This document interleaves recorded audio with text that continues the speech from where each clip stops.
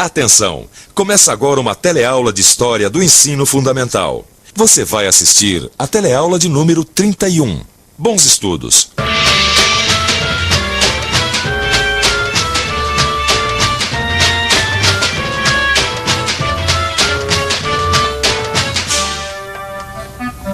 Olha só esses veículos aqui, modelos dos anos 50. É incrível como os carros mudaram daqueles tempos pra cá, né? E o Brasil também mudou muito de lá pra cá, principalmente nesses anos. Aliás, é isso que nós estamos vendo nas nossas aulas de história, não é mesmo? E hoje nós vamos continuar vendo as principais transformações pelas quais o Brasil passou nas décadas de 40 e 50, não é isso? Mas preste atenção que o importante não é só saber quais foram essas mudanças, e sim como elas aconteceram. É isso aí. Vamos lá? Olha só, rapaz.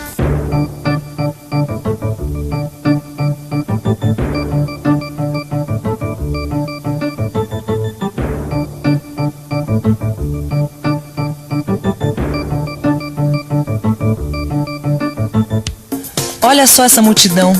Antes dos anos 50, as cidades não eram assim tão cheias de gente, não. Tá certo que naquele tempo havia menos gente no mundo. Mas mesmo que tivesse mais, as grandes cidades não seriam assim tão abarrotadas de pessoas. O que acontece hoje começou a acontecer naqueles anos 50. A maioria dessas pessoas não nasceu aqui na cidade grande. A maioria delas veio do interior e até mesmo de outros estados. Você já parou para pensar por que de 1950 para cá, tanta gente veio morar nas grandes capitais brasileiras? Eles tiveram que vir para as grandes cidades brasileiras porque o desenvolvimento do país também veio para as grandes cidades brasileiras. Agora uma pergunta para você que está aí nos assistindo. Como é que foi que esse desenvolvimento chegou nas grandes cidades brasileiras? Como foi essa história? Você tem até o final do programa para responder essa questão. Ô, Gil. Que é isso, Gil? Isso aqui é a história do Brasil, meu caro. Sabe o que eu descobri aqui nesse livro? Ó, aqui diz que a principal razão da industrialização do Brasil é a própria agricultura. Ué, mas como assim? Bom, é que o Brasil sempre dependeu da exportação de produtos agrícolas, que por sua vez depende do clima, da política e de outros fatores imprevisíveis. E dependendo só da agricultura, na verdade o Brasil vivia na dependência da indústria estrangeira. Na verdade, a industrialização brasileira foi uma tentativa de independência, tá certo? Muito bom, hein? E te digo mais. Todos os governos de Getúlio Vargas para diante fizeram um esforço de industrialização do país. Eu li isso, quer ver? Cadê? Peraí, está nesse livro. Tá aqui, olha aqui. Eu acho que é esse aqui mesmo, viu? Tem até a página marcada aqui. Tá aqui, ó. Foi com a industrialização que a riqueza brasileira passou do campo para a cidade, das fazendas para as áreas urbanas, onde se instalaram as indústrias. Olha só. Aqui diz que a construção da usina siderúrgica de Volta Redonda foi o primeiro grande passo do Brasil na industrialização. Mas o momento mais impressionante da industrialização no Brasil foi a campanha do petróleo. Você já ouviu falar, né, na campanha O Petróleo é Nosso, não viu? Olha, eu li isso. Não precisa procurar, não. Não precisa procurar. Tá tudo aqui, ó. Olha aqui, ó. De 1947 até 1953, a campanha do petróleo estava pegando fogo no Brasil. De um lado, estavam os que achavam que as empresas particulares, inclusive as estrangeiras, deviam entrar na parada. Do outro, estava o pessoal que achava que o governo brasileiro é quem devia explorar o petróleo sozinho. E foi aí que surgiu a Petrobras com um grande apoio popular naquela época. Mas toda a industrialização brasileira passou pela mesma mão. E qual foi essa mão? A mão do Estado. Pra você ver como as coisas mudaram. Pois é, O grande investidor da industrialização brasileira foi o próprio Estado brasileiro. Os governos de Getúlio Vargas e Juscelino Kubitschek investiram muito na infraestrutura industrial, ou seja, em tudo aquilo que facilitasse a instalação e operação das indústrias. Por exemplo, o aço para fabricar máquinas e eletricidade. O petróleo era a grande fonte energética das indústrias. Por isso, o governo criou a Petrobras em 1953. E ainda fez estradas de rodagem para facilitar o escoamento da produção. E olha que essas estradas são feitas de asfalto, um derivado de petróleo. As principais estatais brasileiras criadas para promover nossa industrialização nos anos 40 e 50 foram a Companhia Siderúrgica Nacional, criada para fabricar aço, a Companhia Vale do Rio Doce, para extrair minério de ferro, que é a matéria-prima do aço, a Fábrica Nacional de Motores, para fazer veículos automotores, e a Companhia Hidrelétrica de São Francisco, para gerar energia. Essas indústrias de base estimularam e até facilitaram a industrialização brasileira, fornecendo bens e serviços para a indústria, a preços baixos. Finalmente entendi. Entendeu o quê, rapaz? De onde veio essa história de que o petróleo é nosso? E de onde é que veio isso? Olha, fui lendo um trecho do discurso do general Horta Barbosa que eu entendi, olha só como era a cabeça desses caras, como é que eles pensavam. Em 1947, ele falou o seguinte: petróleo é energia que tem que ser vendida pelo preço mais barato possível a fim de facilitar a produção de todas as demais riquezas. Petróleo é a base da economia e a defesa militar de um país. O petróleo pertence à nação e a todos os seus filhos. Ouviu só o que o general Horta dizia? Ouvi sim. Mas olha, se você acha que na época todo mundo pensava como o general Horta, você está muito enganado. Porque nesse livro aqui, diz que na mesma época um outro general dizia exatamente o contrário. Olha aqui, ó. General Juarez Távora. Deixa eu ver se eu entendi.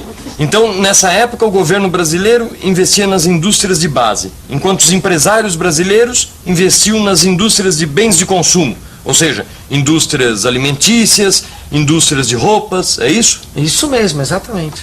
E os eletrodomésticos? Como é que ficavam? Ninguém investia em geladeira, em televisão, e os carros?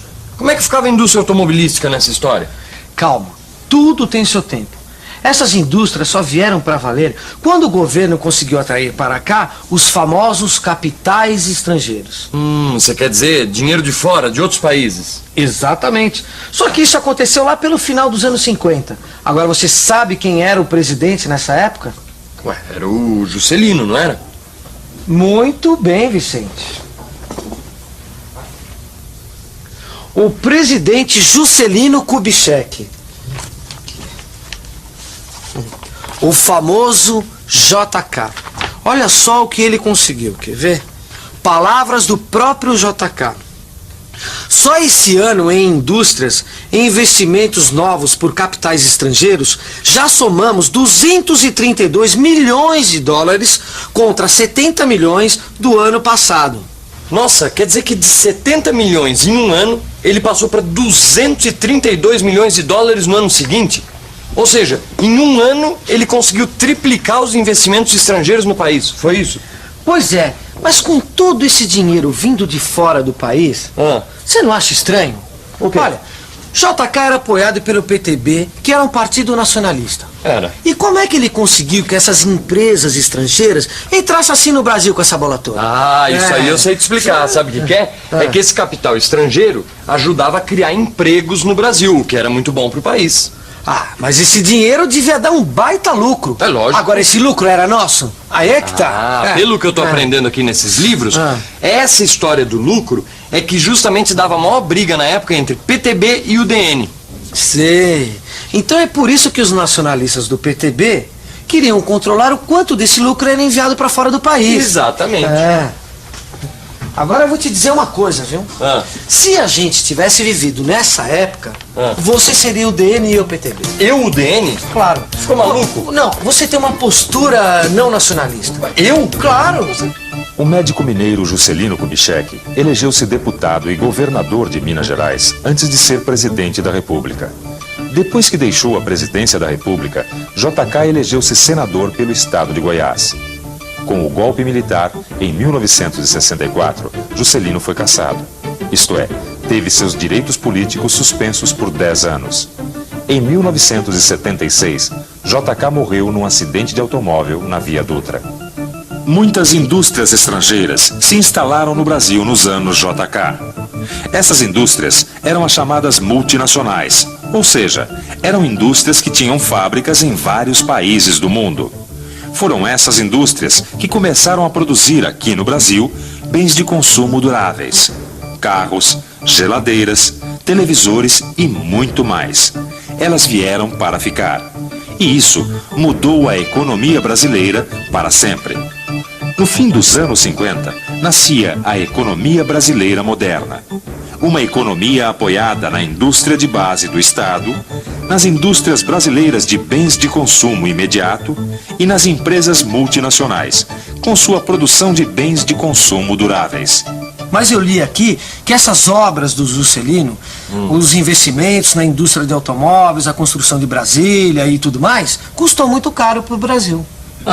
O governo começou a emitir moeda, pegar muito dinheiro emprestado no exterior. E todo mundo sabe que essas são as maiores causas da inflação. Quais causas você está falando? O governo emitir moeda, pegar dinheiro emprestado para os gastos públicos. Foi aí que começou a inflação brasileira ou não foi? Ora, Gil. Os pequenos homens veem as pedras no caminho. Os grandes homens, como JK, veem a linha do horizonte. Não é bonito? Sei, mas o Juscelino não viu a linha do horizonte no futuro que ele deixou, não. Foi por causa dessa política desenvolvimentista dele que as capitais estão desse tamanho. Porque foi nessa época que os nordestinos começaram a migrar para o centro-sul à procura de emprego e muitas vezes encontrando o quê? Miséria. Sei. E nós temos como herança dessa época o quê? Inflação e dívida externa, meu amigo. Peraí. Você está se esquecendo que ele também deixou como herança a criação de muitos empregos. Por exemplo, a região do ABC aqui em São Paulo só prosperou graças ao impulso que ele deu à indústria automobilística. Tá bom, mas e a dívida externa? Deixou ou não deixou uma baita dívida externa para o país? Olha, Gil, essa história da nossa dívida externa é uma longa história e não é nessa aula de hoje que nós vamos resolver, tá certo? Bom, nisso eu concordo com você. O quê? Você concordou comigo, Gil? Não, eu não concordo com você. Você é que concorda comigo, certo? Você acabou de falar que concordou com o que eu falei. E atenção, se liga aí que é hora da revisão. Na aula de hoje, a gente viu como o Brasil mudou nos anos 40 e 50. Primeiro, o Estado se tornou o grande investidor na criação das indústrias de base, como a Petrobras, por exemplo.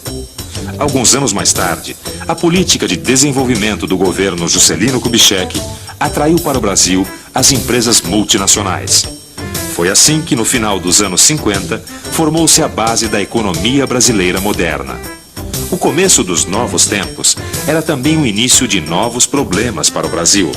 As cidades cresceram de maneira rápida e desordenada. E a inflação seguiu pelo mesmo caminho. Bom, agora que a nossa teleaula acabou, que tal você começar seus estudos abrindo seu livro de história para aprender um pouco mais sobre os anos JK e a industrialização no Brasil? Até a próxima.